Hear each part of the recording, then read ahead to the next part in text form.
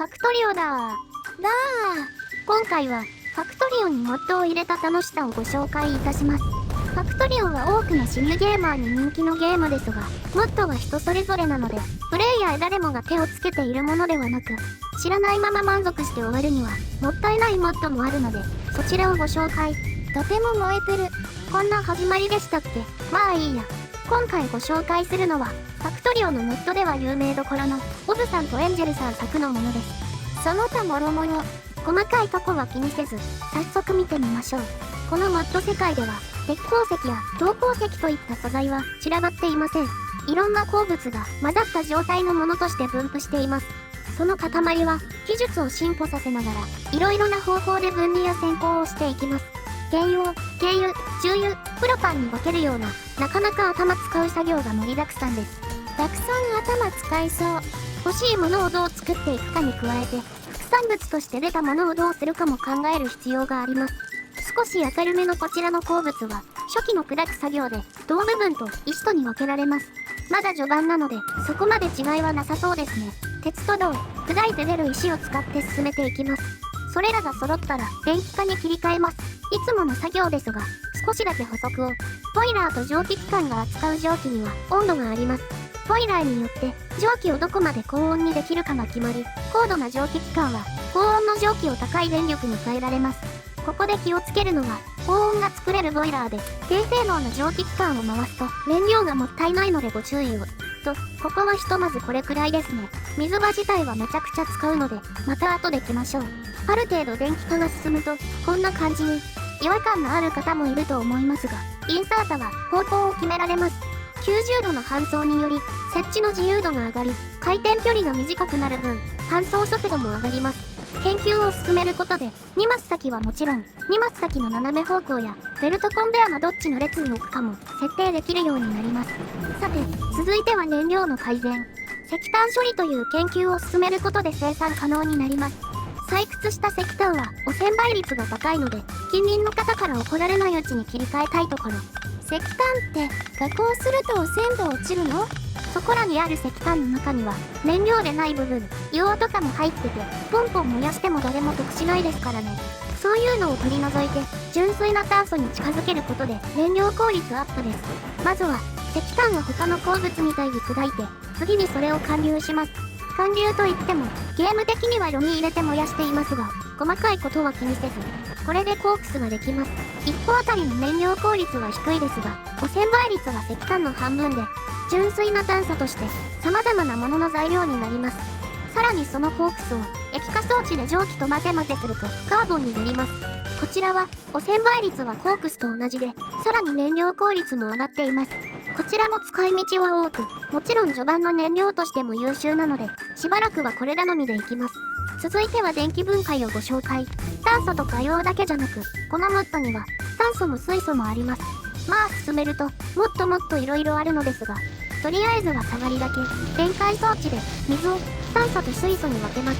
そこらにある水は、純粋な水じゃなく、他にも色々、体にいいものから悪いものまで含有されまくりのお水です。なので、これの電解では、水素と酸素とスラグが出ます。スラグは、砕いて加工して石にもできますし、いずれはもっと、いろんな使い方があります。今回は、水素、スラグは貯めておいて、酸素を使用して鋼鉄を作ります。まあ鋼鉄は珍しいものでもないので省略。もっとのいいとこ見せたいとこが多い分、カットするとこはバシバシカット。ここから鉱物精錬がさらに進化します。砕いた後、断離という工程を加えて、さらに細かく鉱物を分けます。還流とか単離とか、よくわからない。よくわからないものを知ることを楽しむ人たちの遊びですからね。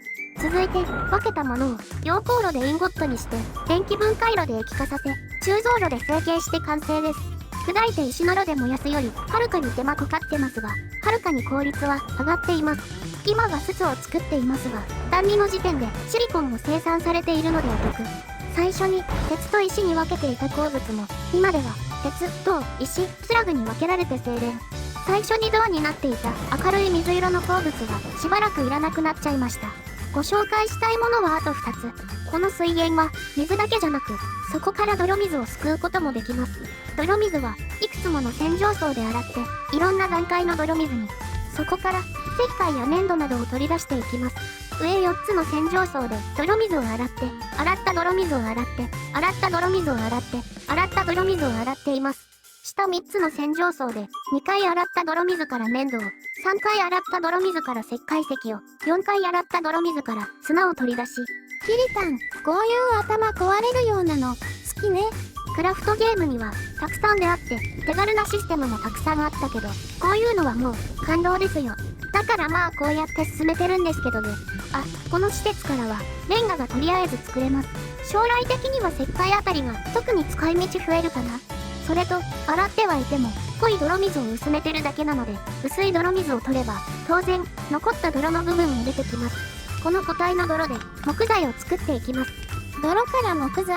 急にリアリティがどっか行った。もちろん泥だけで木はできないですが、木と泥を使って木ができるんです。ちゃちゃっと作ってみて眺めてみましょう。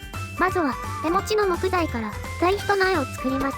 あ、言い忘れていましたが、このムッド世界では木材はずっと必要になるので、何かしらの方法で木材を生産する必要があるのです。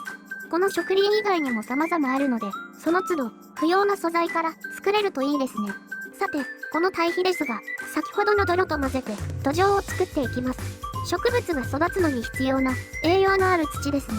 工業ゲームを見ていたら林業ゲームになっていた。続いて土壌に苗を植えて木の種子を量産していきます。水もお忘れなく。木の種子は植林場でゆっくり成長。ここでも土壌を使うので、あっという間に余っていた泥は消費されますね。水もお忘れなく。しばらくぶりだから作り方変わってて、キリタンてんやわんやみたい。育った木はそのままでは使えないので、カッターで加工して木材完成です。カッターは鉄板を使いますが、使用後も何度か繰り返し使用できるので、消費は緩やかです。加工された木材はまた苗や堆肥の材料にし、余るようならチェストに貯めましょう。さて、これでひとまずのモッド世界のご紹介は終わりです。いかがだったでしょうか？ファクトリオのモッドは豊富で導入も簡単なので、ぜひ皆さんもモッドに触れてみてください。一つのゲームで何個も新しい世界あるの、素敵ね。では、またどこかでお会いしましょう。ここまでご視聴いただき、お疲れ様でした。またね。